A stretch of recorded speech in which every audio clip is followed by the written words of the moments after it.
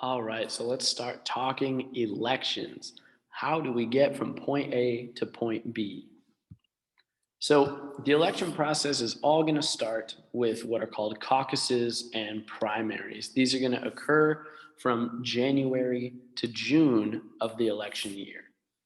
And in the caucuses and primaries, right, this is essentially a battle for the party faithful in the sense of you are only running against people who are also in your party. So many Republicans, for example, will run for president, but only one can move on to the general election.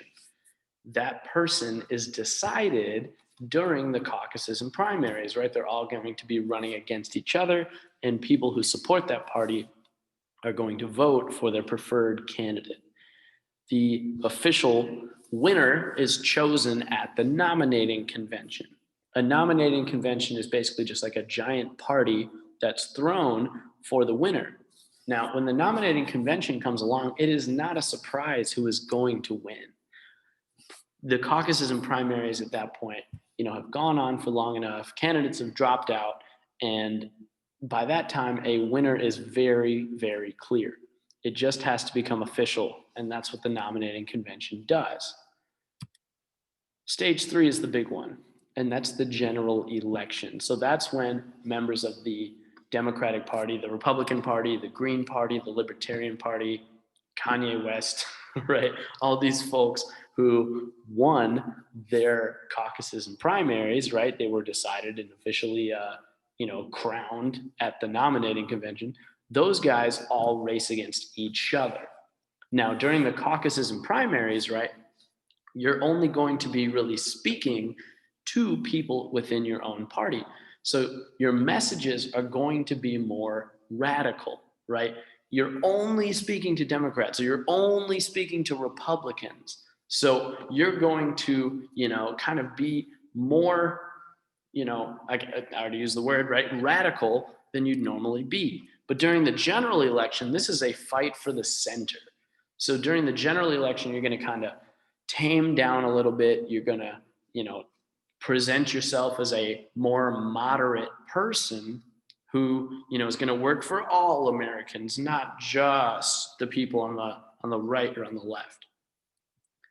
And lastly, the Electoral College decides the election. The Electoral College is actually going to be in the next video. We're going to go over the first three stages in this one.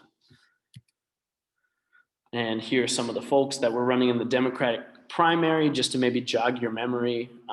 Perhaps some of these folks look familiar to you.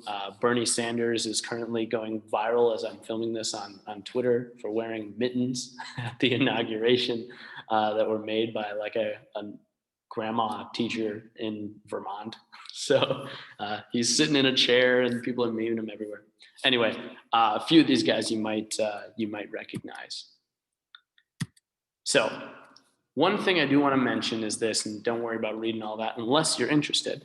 I want to talk about party identification real quick. This is one thing that is perhaps going to come up on your AP test. So let me kind of put all these up there real quick.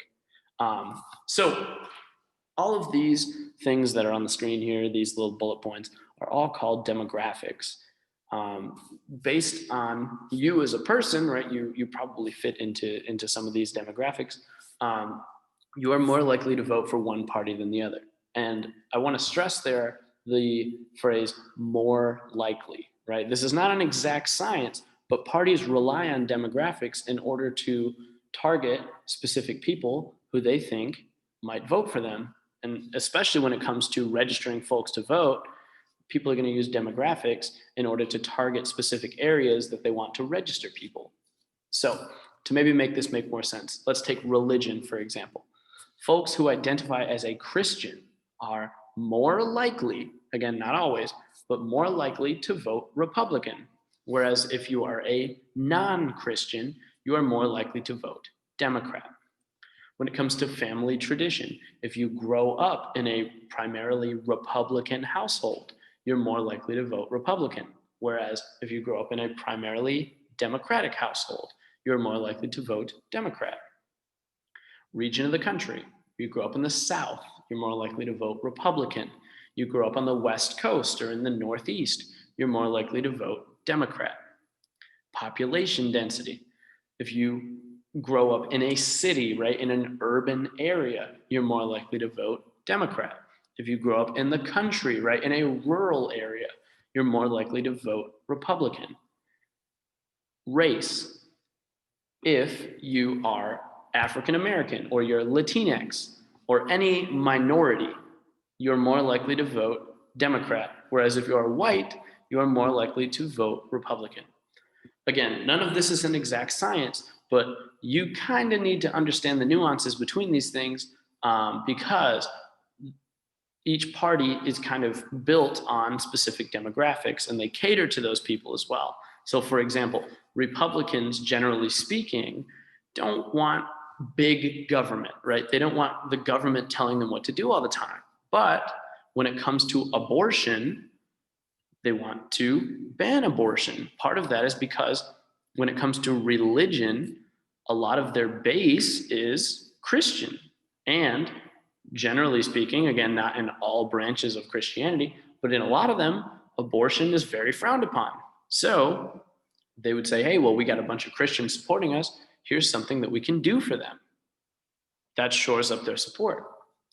So each party is going to cater to these demographics, and these show up in their party platforms. So let's talk caucuses and primaries. So about 10 states have caucuses. So, 20% of the states. I'm going to kind of explain what a caucus is. They're a little bit strange. We don't have them in Arkansas. So, for practical purposes, you don't have to know a ton about this. But for the AP test, you do need to understand them. And I definitely made a mistake here. I put takes about and then blank. That should say takes about 6 or 7 hours. I apologize for that. So caucuses are only open to people who are registered members of a given party. And they're generally held in these like giant rooms. So think gymnasiums or stadiums, things like that. And representatives from each candidate will show up at caucuses and try and convince undecided voters to come and support that candidate. If a undecided voter wants to support that candidate, they're going to join the official representative in their quote unquote corner. Now, there's not always corners in a stadium, right? So in their little area, they're going to physically move close to those people. And then the caucus officials will go around. They will count how many people are standing in a given area. For the folks that are supporting the less popular candidates, those guys will be eliminated and their supporters have to go join somebody else. And eventually we get down to a top 3 or a top 4. It's up to the state, right, on how many they narrow it down to. And proportionally speaking, the votes are then sent out to the kind of central vote reporting location in that state. And the overall votes are tallied based on all of the different caucuses going on in various parts of the state, and a winner is decided. Now, we're going to get into this more in detail later, but in the Republican primaries and caucuses, only the person who wins the caucus, so like the person who wins the state overall, gets all of the votes. Whereas with the Democrats, it's a proportional system, but we'll go more into detail on that in a moment. So here is a picture of a caucus. It is obviously a COVID nightmare, but as you can see, people are joining in different areas, supporting various candidates, and then these numbers are tallied up by the caucus officials. And as you can imagine, tallying these votes is a nightmare because there's a lot of people, but those guys are trained and they do a good job. We cannot really discuss pros and cons of the caucus format because we are not currently in class, but that's okay. All right. So primaries are a little different. Primaries are more common. Obviously, if 10 states have caucuses, the other 40 have primaries. We have primaries in Arkansas as well. So primaries are essentially just standard elections. They function very similarly to the general election, where you show up, you fill out a ballot, you turn in the ballot, and you go home. So instead of it taking hours, it takes minutes. Um, Primary season as a whole, and it's called primary season, not primary and caucus season, because primaries are much more common. Primary season is from January to June. So all 50 states will have their primary sometime in that window during an election year. So in 2020, from January to June, the primaries were going on. And a lot of you guys were taking, some voluntary classes during the summer in lieu of your summer packet. And you were able to kind of experience these primaries a little bit. We talked about them. Now, remember also that the 10th Amendment states that anything not explicitly mentioned in the Constitution is given to the states. There's nothing in the Constitution about elections. So each state gets to decide how they run their election. And most states leave it up to the parties. So there's an official party in each state. So there's the, for example, Arkansas Republican Party and Arkansas Democratic Party. Those guys decide how their primaries go. And there are two options. There are closed primaries and open primaries. And I'm going to go into the difference here in just a second. So it's been a second. Closed primaries mean that you have to be a registered member of the party in order to vote in the primary. And in order to be a registered member, which I think I mentioned in the last video, I apologize if I didn't. In order to be a registered member of that party, you have to pay a fee. It's not usually a large one. And you have to fill out a form and then mail it in to the official party. And then they will mail you back a little card and you're in. It's that simple. So closed primaries are a little bit more inconvenient because there's an extra step that you have to take in order to participate. Whereas open primaries are just things that you can be a part of regardless of if you are an actual member of the party or not. In Arkansas, we have an open primary. So people are not usually members of an official party. They just kind of support them in general. And when it comes to the primaries, they can just show up and they can vote. So here is a map. You can pause it if you want to take a long look and see all the nuances and the different states. And you can see the key in the bottom, right? So closed primaries would be in the dark red states and open primaries would be in the light red states. And obviously because it's red, this means we're talking about the Republicans. And here we have the map for the Democrats as well. Same logic, the blue would be a closed primary and the light blue would be an open primary. And back when I lived in Michigan, I was an official member of the Democratic Party. That does not necessarily, mean that I am currently one. But just in case you were curious what the card looks like, they send you a little card in the mail. It says Michigan Dems, right? And on the back, there's a little scanny thing. So when you go to official party functions, you just kind of show them your card. They scan and they say, "Oh, he's good. He paid his little, $20 or whatever." And you can go in and you can vote.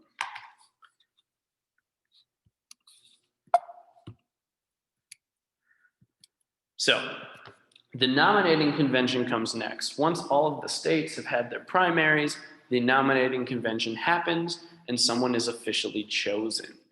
And this happens every 4 years because every 4 years we have a presidential election.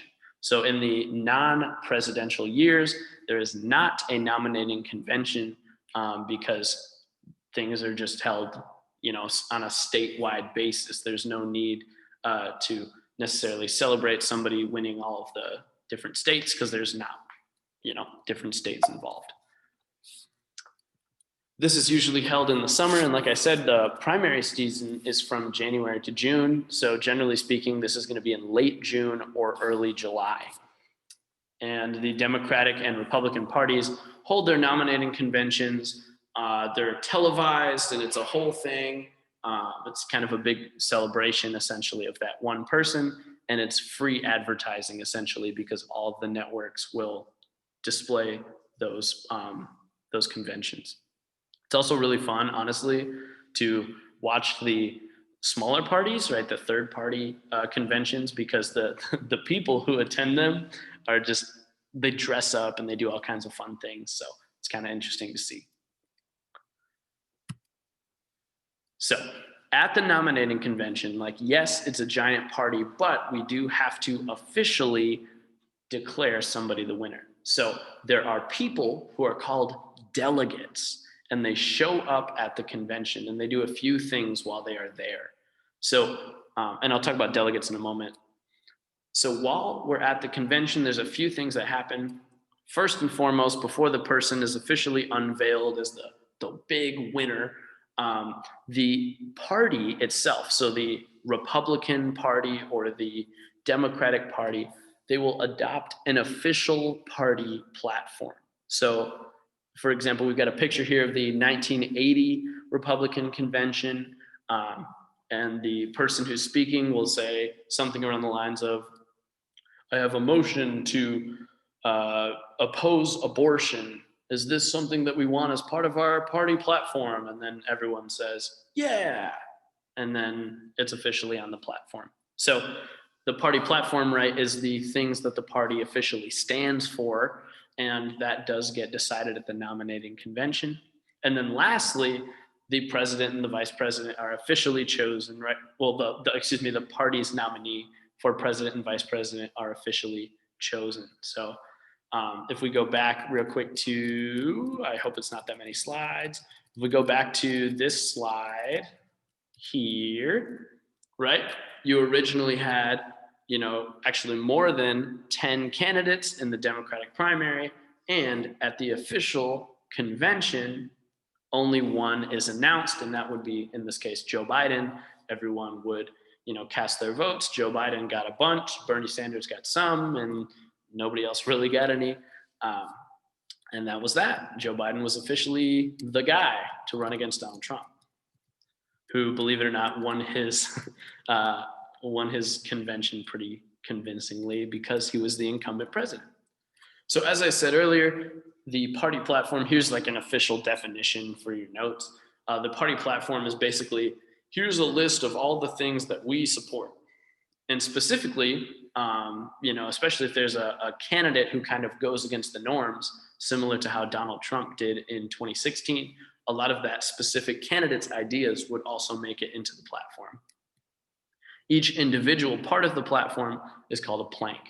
And you can remember that because, like, in literal construction, right, you make a platform out of multiple planks. Delegates, I told you that they'd be coming. Here they are. And delegates are awesome. They always dress up and it's a whole thing. So delegates are simple, right? They're just a voting representative at the nominating convention. You can become a delegate, actually, if you are a registered member of the state level party and your candidate wins. They can choose you to go be a delegate, and you can go and you can say, I vote for so-and-so. They tell you who to vote for. So it's really quite easy. You show up and maybe you look like Flava Flav or whatever, and you cast your vote, and that's it. Now, super important for your notes. There's a big difference between the Democratic primaries and the Republican primaries and caucuses as well. And that is this. In the Democratic system, it is proportional, whereas in the Republican system, it is a winner-take-all system. And I'm going to explain this. You can kind of see it on the screen, right? Feel free to pause it and digest that if you would like. Otherwise, you can listen to me drone on, right? So in a proportional system, for each state, depending on how each candidate did, they get a percentage of the vote. So to break it down into like incredibly small numbers, like, this is not realistic.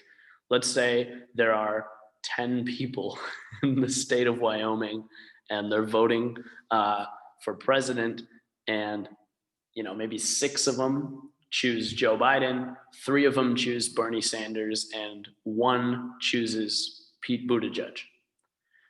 Joe Biden would get 6 votes, Bernie would get 3, and Pete would get 1. Whereas in the winner take all system, which the Republicans have, the person who has the most votes gets all of them. So on the Republican side, for example, same small unrealistic numbers.